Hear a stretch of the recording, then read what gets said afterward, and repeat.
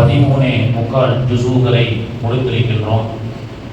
இன்று சூரத்துர் ரஅத் இடி என்ற தலைப்பிலே ஒரு சூரா, சூரத்துல் இப்ராஹிம் அலைஹிஸ்ஸலாம் அவர்களுடைய பெயரிலே ஓதப்பட்ட ஒரு சூரா.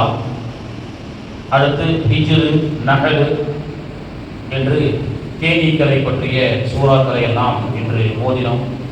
அதற்கு முன்பதாக வளைகுடா நாடுகள் மிகவும் பதட்டமான ஒரு சூழலில் இருந்து கொண்டிருக்கின்றது. துபாய், சவுதிக்கு சென்ற ஆட்சிகள் உட்பட எல்லா விமான நிலையங்களும் அங்கே ஈரான் ஏவிய ஏவுகணையால் பதட்டம் அடைந்து அந்த நாடுகளில் இருக்கக்கூடிய இந்தியர்கள், இஸ்லாமிய மக்கள், ஹாஜிகள் எல்லோரும் பதட்டமான ஒரு சூழலிலே இருந்து கொண்டிருக்கின்றார்கள்.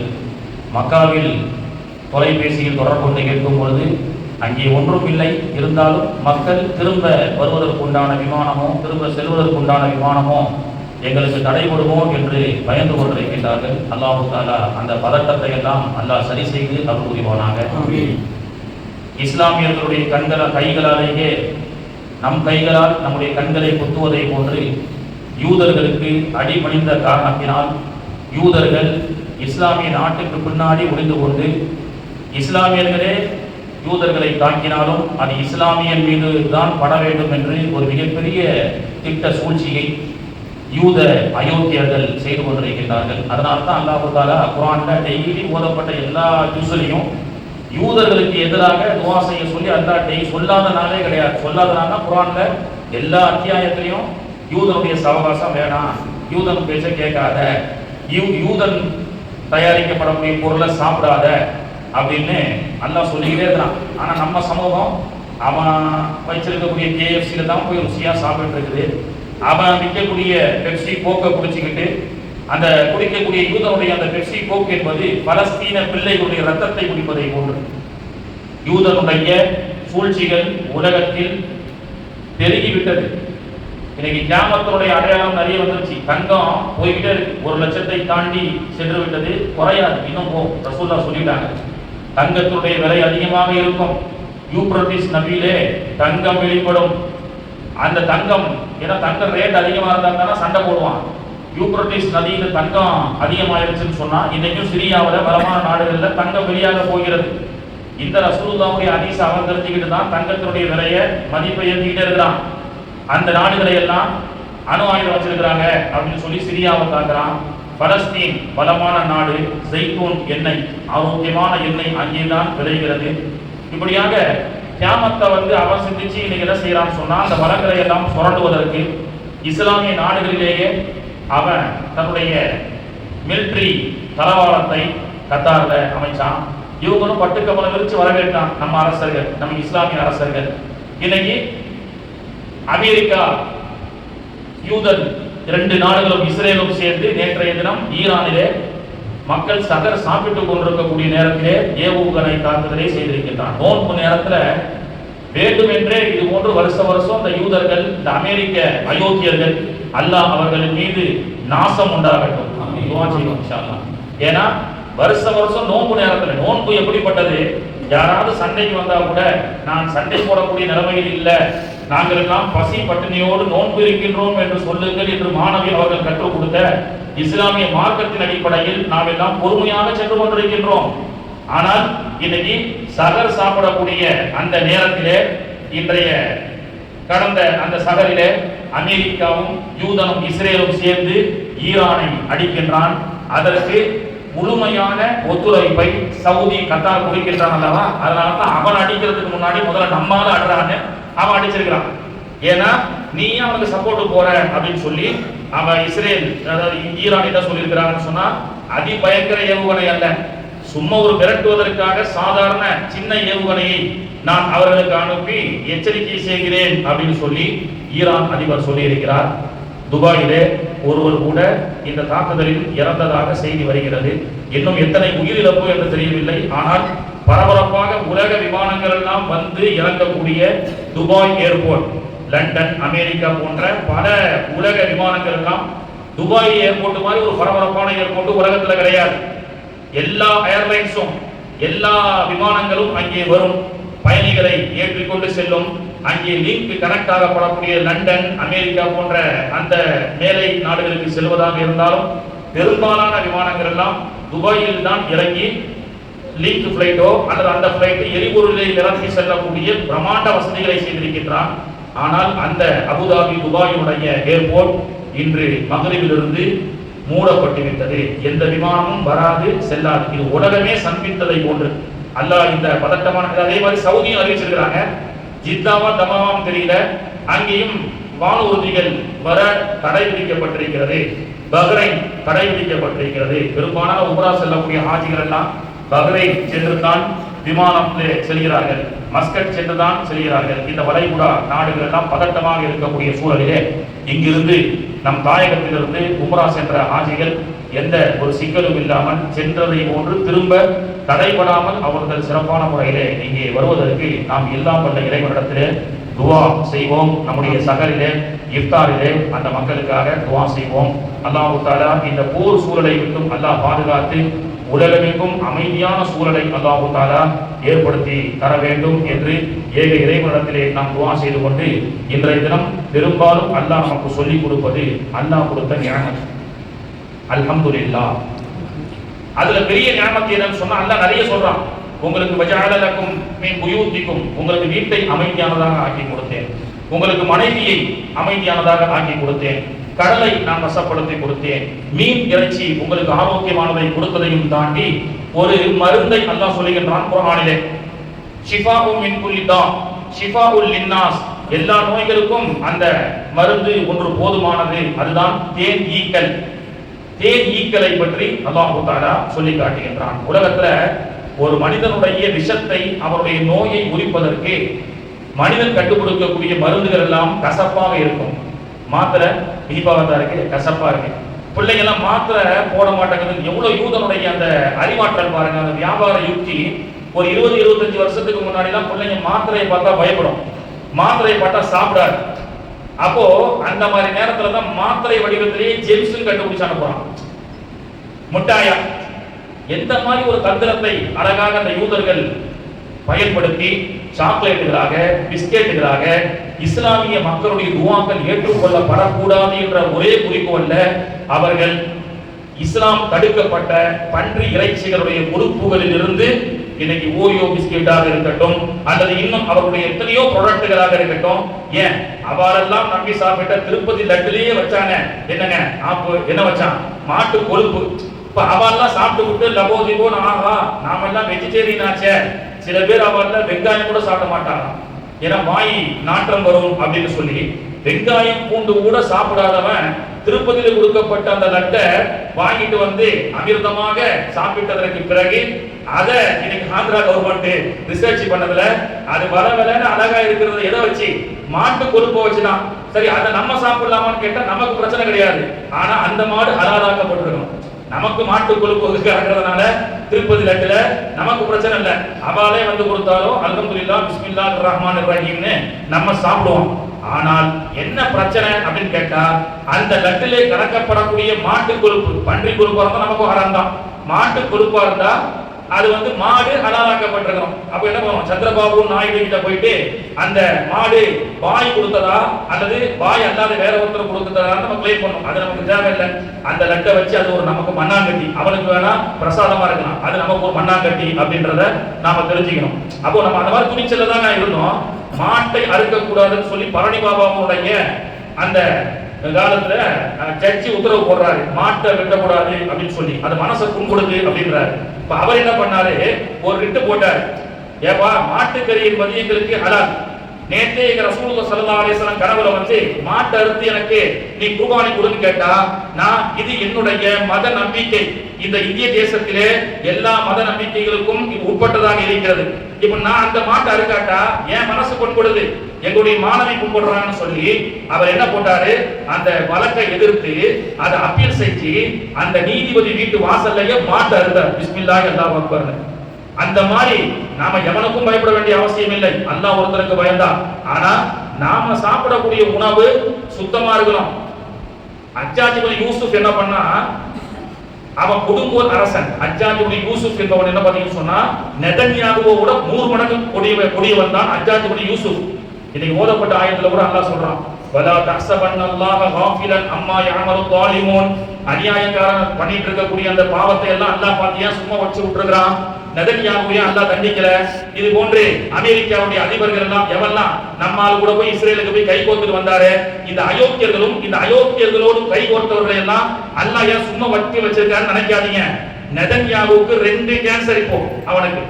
உலகத்துல அவன் ப்ரொடக்டால சாப்பிட்டு எத்தனை பேர் கேன்சர் வந்து நோய் வந்து இறப்பதற்கு காரணமாக இருந்தார்களோ அந்த கேன்சரை அல்லாஹ் அவனுக்கு கொடுத்திருக்கிறான். அல்லாஹ் அடி மேலே அடி கொடுத்து கொண்டுதான் இருக்கின்றான். ஆனால் அவன் பண்ற ஏன் அவன் தப்பிச்சிட்டு இருக்கான்னு சொன்னா, நைட்ல சஜிதால விழுந்துறான். ஆண்டவா, எல்லா அநியாயத்தை நான் பண்றேன், நீ தான் ரப்பு, என்னை பாதுகாத்துறேன்னு அல்லாஹ் சொல்றான். அவனை எல்லாம் பாராமுகமாக வச்சிருக்கேன்னு சொல்லாத. அவனுக்கு எந்த நேரத்துல எப்போ தண்டனை கொடுக்க வேண்டுமோ அது உங்களை விட எனக்கு தெரியும் அப்படின்றான் அல்லாஹ். இப்ப ஹஜ்ஜாஜ் இப்னு யூசுப் என்பவன் அவனுடைய கொடுங்கோலுக்கு ஒரு எக்ஸாம்பிள் சொல்றதா இருந்தா, அவன் ரோட்ல வந்துட்டே இருப்பான், ஒரு வீட்டை கதவை தட்டுவான். ஒரு குழந்தை, ஒரு சிறுவன் வந்து அந்த கதவை திறப்பான். தண்ணி கொண்டு வா அப்படின்னு சொல்லுவான். சிறுவன் வேகமாக சென்று ஹஜ்ஜாஜ் இப்னு யூசுப் என்ற மன்னனுக்கு தண்ணியை கொடுப்பான். குடிச்சிட்டு அந்த பையனை வாள் எடுத்து தலையை வெட்டிட்டு போயிட்டே இருப்பான். எவ்வளவு பெரிய மோசமான கொடுங்கோல்னா வந்திருக்கான் பாருங்க. 10 100 நெதன்யாகுவுக்கு ஈக்குவலானவன், 10 மோடிக்கு ஈக்குவலானவன். அப்ப அந்த மாதிரி உள்ளவன் நான் மக்கள் வந்து எல்லாரும் துவா செய்ய ஆரம்பிச்சாங்க அவனுக்கு எதிராக. ஆண்டவா, இவன் அழிச்சிரு, ஹஜ்ஜாஜ் இப்னு யூசுப் பண்ணக்கூடிய அநியாயம் தாங்கல அப்படின்னு சஜிதா செய்து நோன்பு வச்சு எல்லாம் துவா செஞ்சாங்க. அவனை ஒண்ணுமே செய்ய முடியல. அவன் மக்களிடத்துல சொன்னா, எனக்கு எதிரா நீங்க எல்லாம் துவா செய்றீங்களா? எனக்கு எதிரா நீங்க எல்லாம் துவா செய்றீங்களா? என்ன முட்டி தொழுதாலும் துவா ஏற்றுக்கொள்ளப்படாது. காரணம் என்ன தெரியுமா? போன மாசம் நான் வச்ச விருந்த ஊர் ஃபுல்லா நல்லா இருக்குன்னு சாப்பிட்டிய, அந்த சாப்பாட்டுல ஹராம கலந்தா அப்படின்ட்டான். போன மாசம் நான் வச்ச விருந்துல அல்லாஹ்வுடைய தூதர் பாருங்க, ஒரு கவலம் ஹராமானதை சாப்பிட்டா, ஒரு ஓரியோ பிஸ்கெட் தான் சாப்பிடுறான், அல்லது இஸ்ரேலுடைய ப்ராடக்ட் தான், KFC தான், நல்ல பொரிச்சி முறுமுறுன்னு இருக்குது சாப்பிடுறான். ஒரு கவலத்தை ஹராமானதை ஒருவன் சாப்பிட்டால் 40 நாட்களுடைய இபாதத்துகள் ஏற்றுக்கொள்ளப்படாதுன்னு அல்லாஹ்வுடைய தூதர் அவர்கள். இப்போ ஒரு மாசத்துக்கு முன்னாடி இவன் விருந்த வச்சுட்டு செய்ய வேண்டிய அநியாயத்தை தான் செய்யறான். மக்கள் துவா செய்யறான். மூமின்கள் என்ன ஆகல? சாப்பிட்ட சாப்பாடு அல்லாஹ்வுடைய தூதர் பாருங்க எவ்வளவு ரிசர்ச், 40 நாள் கூடாதுன்னாங்க.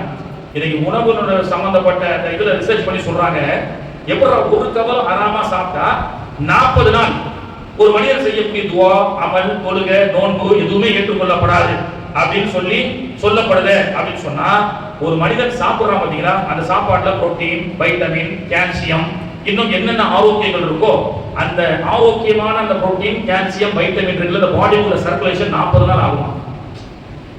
40 நாள் அந்த உணவுடைய அந்த புரோட்டீன், கால்சியம், வைட்டமின் இதுவெல்லாம் தலை முதல் கால் வரை அந்த மனிதனுக்கு உள்ளே அந்த சாப்பாட்டினுடைய சக்தி கழிவு மலத்தை தாண்டி போனதற்கு பிறகு அந்த புரோட்டீன், வைட்டமின், கால்சியம் இன்னும் என்னென்ன சக்திகள் இருக்குதோ அந்த மனிதனுக்குள்ள சர்க்குலேஷன் ஆகிக்கிட்டே இருக்கும். எனக்கு கண்டுபிடிக்கலாம் 40 நாளைக்கு அப்படின்னு சொல்லி. அல்லாஹ்வுடைய தூதர் பாருங்க அசால்ட்டா சொல்லிட்டு போயிட்டாங்க, ஒரு கவல உணவை சாப்பிட்டா, ஹராமானதை சாப்பிட்டா 40 நாள் இபாதத்துகள் ஏற்றுக்கொள்ளப்படாது. அல்லாஹ்வுடைய தூதர் சொன்னாங்க, கியாமத்துக்கு சமீபமாக ஹர்ரஜ் நடக்கும் அப்படின்னாங்க. சஹாபாக்கள் கேட்டாங்க, யா ரசூலல்லாஹ், ஹர்ரஜ்னா என்ன? அதுதான் அல் கத்ல், கொலைன்னு சொன்னாங்க. சொல்லிட்டு சொன்னாங்க, அல் கத்ல் ஹர்ரஜ் நடக்கும் கியாமத்துக்கு சமீபமாக. ஒரு நாள் வரும், ஒரு வைரஸை தாக்கி மக்கள் கொத்து கொத்தாக அழிப்பார்கள். கொரோனாவை பத்தி அல்லாஹ்வுடைய தூதர் சொல்றாங்க. புகாரிலே, முஸ்லிமிலே பதிவு செய்யப்பட்ட ஹதீஸ். கண்ணுக்கு தெரியாத ஒரு கிருமி வரும். மௌத் லோகரில் ஒருவர் மௌத்துக்கு தொழு வைப்பார், அசரில் தொழு வைத்தவர் இறந்து விடுவார். அசரில் ஒரு மௌத்துக்கு அறிவிப்பு செய்வார், அறிவிப்பு செய்தவருடைய ஜனாசா இஷாவுக்கு வரும். கொத்து கொத்தாக மக்கள் கொலை செய்யப்படுவார்கள். ஆனால் அது கொலை என்று இறந்தவருக்கும் தெரியாது, தொழு வைத்தவருக்கும் தெரியாது. அதுதான் ஸ்லோ பாய்சன், உணவின் மூலமாக யூதன் செய்யக்கூடிய இந்த அட்டூழியத்தை இன்னைக்கு நாம கண்ணால் பார்த்த அந்த கொரோனா என்ற கண்ணுக்கு தெரியாத வைரஸ், அதனால் நூற்றுக்கணக்கான மக்களை இழந்தோமே. இதையெல்லாம் நம்ம ரொம்ப பரிதாபமா பார்க்கிறோம். ஆனா யூதன் சம்பந்தப்பட்ட நாட்டில் என்ன தெரியுமா சொல்றான், கொரோனா வந்து 2000 3000 பேரு 55 வயசுக்கு மேல உள்ளவங்க ரிட்டையர்ட் கேஸ்லாம் மௌத் ஆயிட்டாங்க அந்த கொரோனால. அதுல அவன் என்ன பட்ஜெட் இது பண்றான் தெரியுமா? அந்த இஸ்ரேலுடைய நாட்டுல 55 பேர் தெண்டமா கவர்மெண்ட் வேலை செஞ்சுக்கிட்டு தெண்டமா வீட்டுல உட்கார்ந்து பென்ஷன் என்ற பேர்ல வாங்கிட்டு இருந்தா, அந்த பென்ஷன் கேஸ் எல்லாம் அந்த கொரோனால மௌத்தாகி போச்சு. அதுல 2 லட்சம் கோடி லாபம்னு சொல்றான். மனிதாபிமானம் எப்படி செத்து போச்சு பாத்தீங்களா? ஒருத்தருடைய சாவில் கூட லாபத்தை பார்க்கக்கூடிய ஒரு மோசமான கொள்கையுடையவன் தான் இஸ்ரேல். என்ன விஷயத்தை பேசிட்டு வந்தோம்? அல்லாஹ் ஒரு மருந்தை அல்லாஹ் சொல்லுகின்றான். மனிதன் கொடுக்கக்கூடிய மருந்து கசப்பானது, அல்லாஹ் சொல்லக்கூடிய மருந்து இனிப்பானது. அதுதான் தேன். தேனை பற்றி அல்லாஹ் தஆலா தேன் ஈக்களை பற்றி வௌஹா ரப்புக இலன் நஹலி அனித்தகிதி மினல் ஜிபாலி புயூதம் வமின ஷஜரி வமிமா யஅருஷூன் அப்படின்னு நாம் தான் தேனீக்கு அறிவித்தோம். இந்த மரத்தில் சென்று கூடு கட்டு, இந்த மலையில் சென்று கூடு கட்டு. உன் வயிற்றிலிருந்து வரக்கூடிய அந்த அமிர்த நீர் இருக்கின்றது, அந்த அமிர்த நீர் தேன் ஈக்களுடைய வயிற்றிலிருந்து அல்லாஹ் வெளிப்படுத்தக்கூடிய அந்த தேனிலே ஷிஃபாஉல் லின்னாஸ், மனிதர்களுக்கு நோய் நிவாரணம் உண்டு அப்படின்னு அல்லாஹ் தஆலா சொல்றான். தேனீக்களுடைய அந்த வயிற்றில் வரக்கூடிய அந்த தேன், அந்த அமிர்தமான அந்த தேன் என்பது இமாம் பூசரி ரஹ்மத்துல்லாஹி ரூமி ரஹ்மத்துல்லாஹி அலைஹி சொல்வாங்க, தேன் என்பது ரீங்காரம் விட்டுக்கொண்டே இருக்கும். அந்த ரீங்காரத்தினுடைய அர்த்தம் என்ன தெரியுமா? அதுதான் ஸலவாத் அப்படின்னு சொன்னாங்க.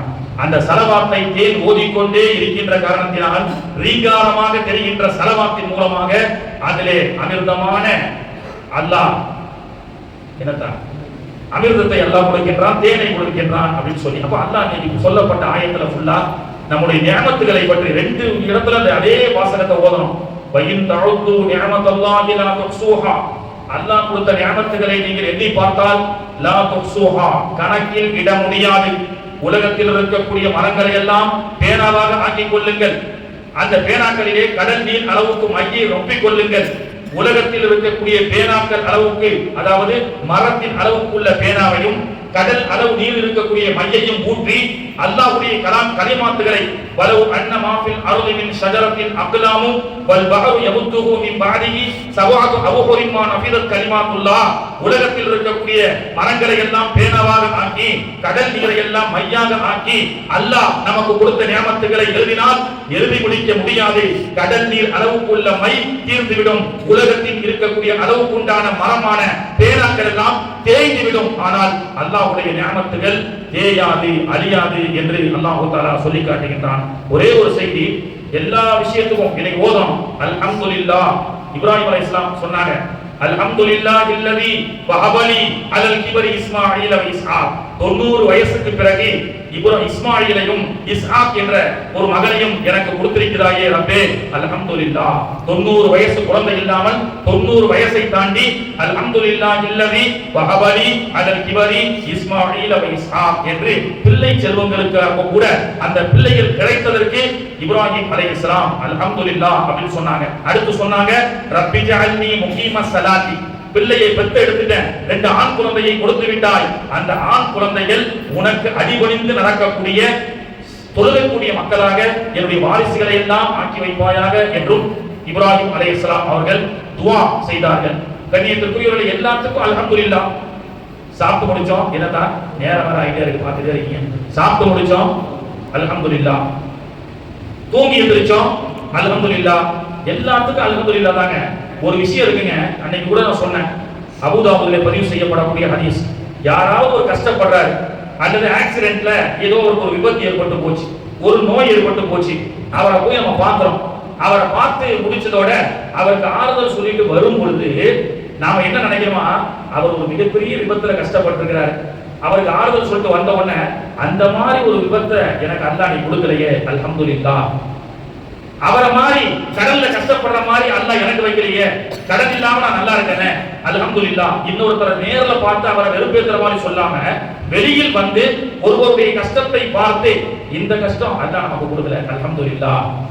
இல்ல ஒரு அந்த மாதிரி ஒருத்தர் அல்ஹம்துலில்லாஹ் சொன்னா அல்லாஹ்வுடைய தூதருடைய சத்திய வாக்கு, அப்படி ஒருத்தர் சொன்னா அந்த மாதிரி ஒரு விபத்தை மௌத்தாகிற வரைக்கும் அல்லாஹ் தர மாட்டான்.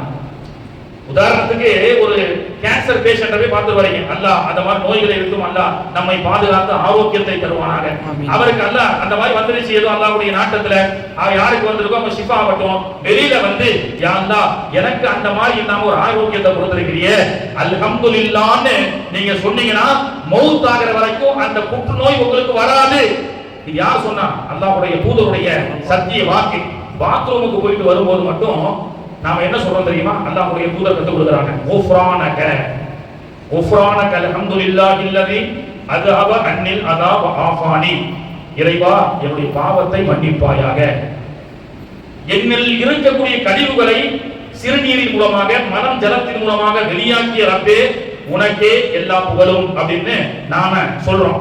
ஏன் பாத்ரூமுக்கு போயிட்டா என்னென்ன பாவம் செஞ்சுட்டு வரோம்? எதனால நாம பாவ மன்னிப்பு தேடுறோம்?